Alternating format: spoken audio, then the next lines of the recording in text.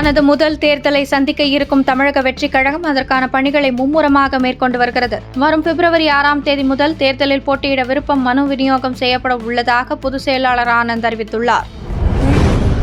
தமிழக பாஜக தலைவர் நயினார் நாகேந்திரன் தமிழக சட்டப்பேரவை தொகுதிகளுக்கு சுற்றுப்பயண பொறுப்பாளர்களை நியமித்து அறிவித்தார். அதன்படி முன்னாள் மாநில தலைவர் அண்ணாமலைக்கு சிங்காநல்லூர், மதுரை தெற்கு, விருகம்பாக்கம், காரைக்குடி, ஸ்ரீவைகுண்டம், பத்மநாபபுரம் ஆகிய 6 தொகுதிகள் ஒதுக்கப்பட்டது. இந்த நிலையில் இந்த பொறுப்பிலிருந்து தான் விலகுவதாகவும் தன் விருப்பத்தை மாநில தலைவரிடம் அறிவித்துள்ள அண்ணாமலை கூறியுள்ளார்.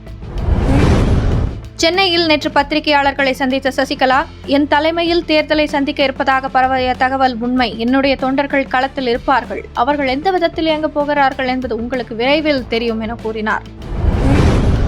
3ஆம் ஆண்டில் அடியெடுத்து வைத்த தமிழக வெற்றிக் கழகத்திற்கு தனது வாழ்த்துக்களை தெரிவிப்பதாக தமிழ்நாடு மக்கள் முன்னேற்ற கழக கட்சியின் தலைவர் ஜான் பாண்டியன் தெரிவித்துள்ளார். மேலும் அவரது மக்கள் பணி சிறக்க வாழ்த்துக்களை தெரிவித்துக் கொள்கிறேன் என்றும் வாழ்த்தியுள்ளார். தமிழக வெற்றிக் கழகத்தின் 3ஆம் ஆண்டு தொடக்க விழாவில் முருகன் பக்தி பாடலை முருக பக்தர்கள் மனம் புண்படுத்தும்படியாக இழிவுபடுத்தி பாடியதாக விஜய், பொதுச் செயலாளர் ஆனந்த், ஆதவ் அர்ஜுனா, பாடகர் வேல்முருகன் ஆகியோர் மீது நெல்லை மாநகர காவல் அலுவலகத்திலிருந்து முன்னணி அமைப்பு புகார் கொடுத்திருக்கிறது. தேமுதிக நேற்று அல்லது கூட்டணி நிலைப்பாட்டை அறிவிக்கும் என்று பிரபல அச்சு ஊடகம் செய்தி வெளியிட்டிருந்த நிலையில் கூட்டணி குறித்து எந்த அறிவிப்பும் இன்று வெளியிடப்படவில்லை. இதுகுறித்து ஊடகங்கள் தேவையற்ற செய்திகளை வெளியிட வேண்டாம். வெகு விரைவில் அனைவரையும் அழைத்து நல்ல செய்தியை கூறுவோம் என்று பிரேமலதா விஜயகாந்த் கூறியுள்ளார்.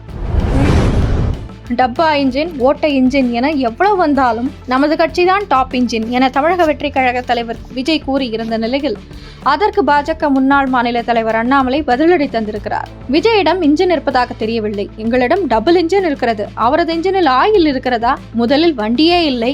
அதை ஸ்டார்ட் செய்வதற்கு ஆட்கள் இல்லை. இவர்களெல்லாம் பாஜகவை பார்த்து டப்பா என்று சொல்கிறார்கள் என்று கூறினார்.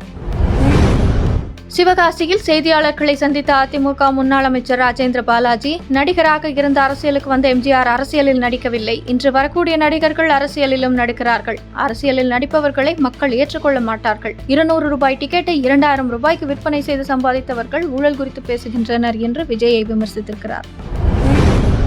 அமெரிக்காவில் விற்பனை செய்யப்படும் இந்திய பொருட்களுக்கு இறக்குமதி வரி 18% குறைக்கப்படுவதாக அறிவிக்கப்பட்டுள்ளது. இது இந்தியா அமெரிக்கா வர்த்தக விரைவில் வரலாற்று சிறப்புமிக்க திருப்பு முனை என பிரதமர் மோடி நிகழ்ச்சியுடன் கருத்து தெரிவித்திருக்கிறார். மேலும் 140 கோடி இந்திய மக்கள் சார்பாக இதனை வரவேற்பதாகவும் அவர் குறிப்பிட்டிருக்கிறார். மக்களவையில் அத்துமீறி நடந்து கொண்டதால் மதுரை எம்பி சு வெங்கடேசன் மற்றும் விருதுநகர் எம்பி மாணிக்கம் தாக்கூர் உள்ளிட்டோர் சஸ்பெண்ட் செய்யப்பட்டுள்ளனர். மேஜை மீது ஏறி காகிதங்கள் கிழித்து வீசியதாக இந்த இருவர் உட்பட 6 எம்பிக்கள் சஸ்பெண்ட் செய்யப்பட்டுள்ளனர்.